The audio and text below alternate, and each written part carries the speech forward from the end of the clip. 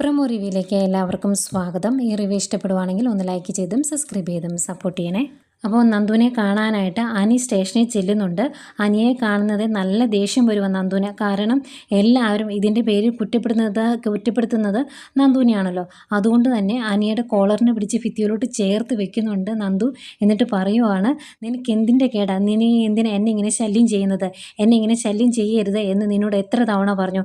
നിനക്ക് SIയുടെ പുറകെ തന്നെ നടക്കണമല്ലേ, നിനക്ക് തോന്നുമ്പം കയറി വരാൻ. ഇത് നിൻ്റെ തറവാട്ട് വീടൊന്നുമല്ല, പോലീസ് സ്റ്റേഷനാണ് എന്നൊക്കെ പറഞ്ഞതിന് ശേഷം അവിടുന്ന് തള്ളി ഇറക്കി വിടുവാണ്.